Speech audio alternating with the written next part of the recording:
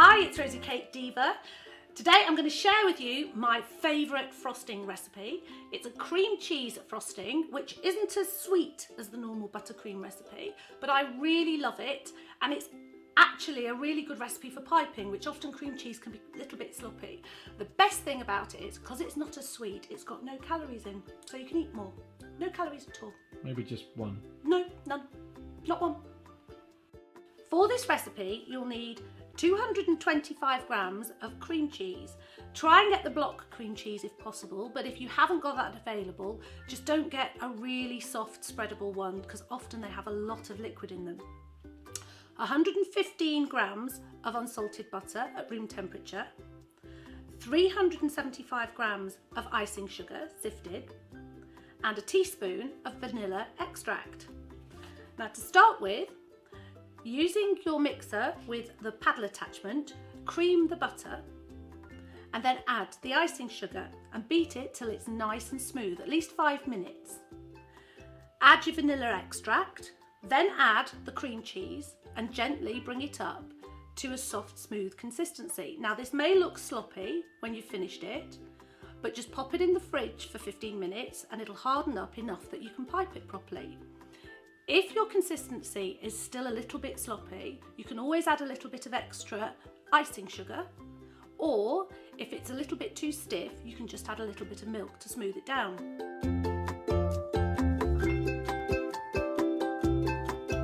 You can do a taste test. You're going to do the taste test. I'm doing the taste test. I've eaten so much of it already though. Right, I need you to close your eyes. Close your eyes, I'm checking. Okay. I'm going to take one from a tub, the nondescript tub, right? And one from our bowl. Okay. Right, I can't see anything now. You ready? Yeah. Alright, okay. The first one. I'm a bit nervous. You do. That knocked you out. That's number one. What do you think? Okay. It tastes like plastic.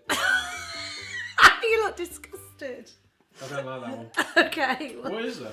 I'm not telling you which one. I'm not telling you. Oh, really? I could be really offended now. You could have really upset me. You ready? Yeah. Okay. Oh, that's better.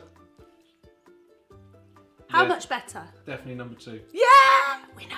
Well, I hope this is one of your favourites too. It's definitely one of mine. It's one of yours now, isn't it? Yeah. Yeah! Don't forget to subscribe to my channel. And thank you for watching. I'm going to eat some now. And you can get a copy of this in the description box below, or you can just Google the image and download it yourself. I've got a black cake board and I've got 2 cake setup boards. One's a 5-inch, which is a bit smaller than my cake, and one's an 8-inch. I've got 3 of my chocolate and cinnamon by 6-inch cakes. You can get a copy of this recipe at the bottom right hand corner of the screen now. I've trimmed the dome tops of 2 of my cakes and left one just as it is. I've got my fondant roller, some white fondant, I've got some store-bought caramel sauce, and I've got about a 1/4 teaspoon of cinnamon. I've got some chocolate ganache, some vanilla buttercream frosting, and I've got a piping bag with a large star tip. I've got my large serrated knife, a sharp knife, my offset spatula, a paintbrush, a pair of scissors, some edible flour glue, and a green edible marker. So the first thing I need to do is trim the dome top off my 3rd cake. So just using the serrated knife, I'm going to carefully cut it off so I've got a nice flat surface, but I'm not going to get rid of this piece of cake because I'm going to use it a bit later on. I'm going to start stacking my cakes now, and I'm starting with the largest cake board at the bottom, and I'm going to place one of my cakes on the board. I'm going to cover this with a nice layer of buttercream frosting. Pop the next cake on, do the same thing with the frosting, and finally the 3rd layer. Using some of my chocolate ganache now, I'm going to fix on the smallest cake board to the top of the cake stack. I'm actually going to be creating this cake upside down, so this is going to be the very bottom of my giant cup of Starbucks cinnamon latte. Using my small knife now, I'm going to start carving the cake, remembering that this cup is upside down for the moment, so using the edge of the small 5-inch cake board as my starting point, I'm going to trim the cake back until it resembles an upside down coffee cup.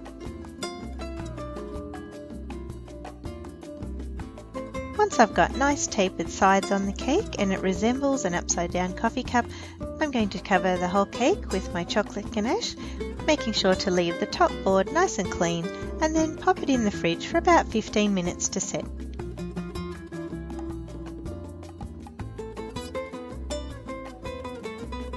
Once the cake comes out of the fridge, the ganache is nice and firm to the touch. I'm going to smooth over the surface of the ganache using my offset spatula, which I heat up in some boiling water, wipe off any of the excess water and smooth it across the surface of the ganache.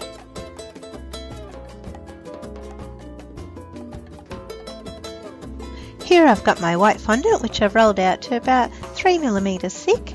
I'm going to carefully roll it back onto my roller and drape it over the top of my cake. Now it's just a matter of opening out the fondant and smoothing down the sides, trimming off the excess at the bottom, and use a little ball of white fondant to smooth down the sides. I'm just going to cut out this top circle of fondant as well, which is covering my cake board. I'm going to use this in a moment to create the logo, which is at the front of the cup. But before I can do anything else, I need to flip my cake up the right way. So I've just placed my cake board at the top and just carefully grab from the underneath of my round cake board and flip it upside down. Now I've got my cake standing the right way up. I'm going to carefully lift off this top cake board. This chocolate and cinnamon spice cake smells and tastes absolutely delicious, and it's very hard to let a piece go without eating it. But by some magic, the top of my cake has survived, and I've got it back here now, so I'm going to pop it onto the top of the cake. But first I need to add a layer of my buttercream frosting.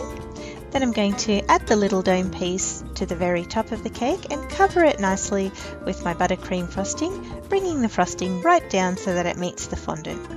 This gives a nice dome shape to the coffee cup.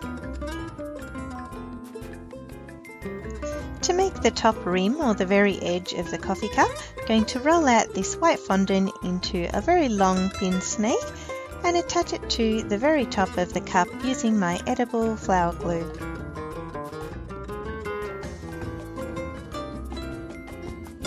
To create the logo, I'm using the round disc of fondant that I cut out before, and I've cut it down to size to fit my template. I've cut out the main white sections of the template, that being her body and the shapes above her head, and I'm using my edible green marker to outline these areas.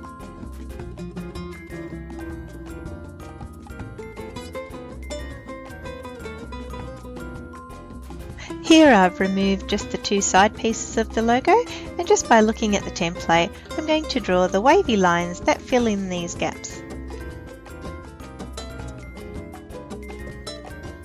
Now I'm going to shade in the area above her head.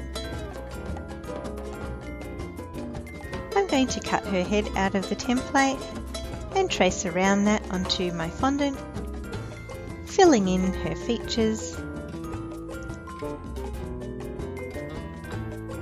drawing in her hair and shading in the final solid green areas.